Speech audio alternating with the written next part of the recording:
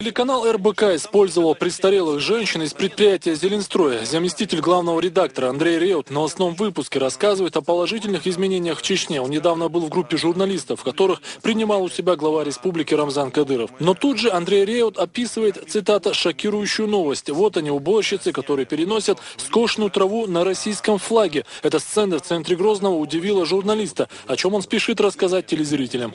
Я попрошу показать сейчас эту сцену, потому что мы ее сняли. Вот, пожалуйста, вы видите, да? Это такой короткий кадр, но он очень о многом говорит. Удалось поймать нашему оператору. Спасибо ему за это.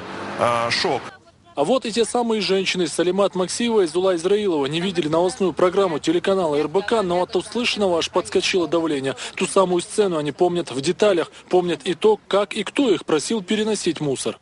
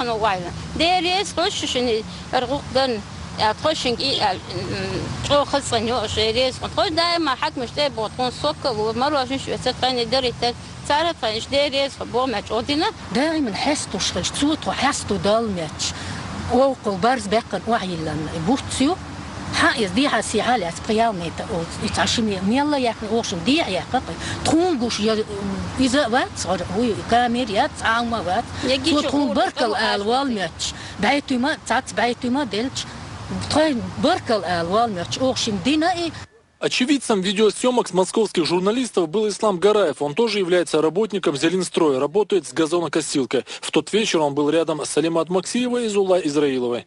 Я увидел, как к двум женщинам подошли трое мужчин. Один такой высокий, такой с длинными волосами, рыжими, такой явно видно не местный. И второй тоже как светлый, на него похож. И один, кажется, был семичеченец. И вот они, и вот этих двух женщин попросили, сказали, поприветствовали сначала и сказали, не могли бы вы нам помочь в съемках передачи? Надо бы, а они сказали, как мы вам поможем? Они сказали, вот надо вот эту кучу травы просто нам убрать, перенести в другое место. Тем временем, рассказывая об увиденном, а как оказалось о банальной постановке, Андрей Реут возмущен и другим моментом. В то время как, по его словам, женщины несут траву на российском триколоре, вокруг развиваются чеченские флаги. Однако даже на самом видео можно заметить здание Горсовета и казначейства, где висят именно российские флаги. Вот они уже отчетливо сняты нашими телекамерами.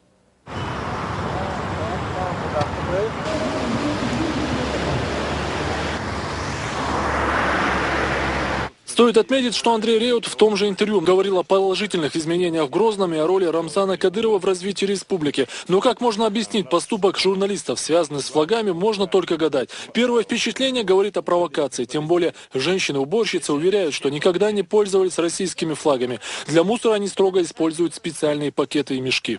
Мы не знали этого флажок. Если знали бы, мы сделали бы. Мы не знали. Мы не видели. Это флажок или трап, мы не знали, мы не заметили. Мы в целом пакете у нас есть и мешки. Известно, что именно в Чеченской Республике исключительно уважительное отношение к символам страны, гербу, гимну, флагу. Сотрудники всех организаций и учреждений наизусть знают гимн, его исполнением начинаются и заканчиваются все официальные мероприятия. А на хребте между Курчелоевским и Гудурминскими районами у въезда в Центрой развивается самое большое в мире полотнище российского флага. А более 50 тысяч молодых людей, одетых в футболки цветов российского триколора, прошли по проспектам Владимира Путина и Ахмад Хаджи Кадырова. Свое отношение к кадрам, показанным на телеканале РБК, выразил глава республики Рамзан Кадыров. Также он назвал фальшивкой разговор о том, что кругом все завешено чеченскими флагами.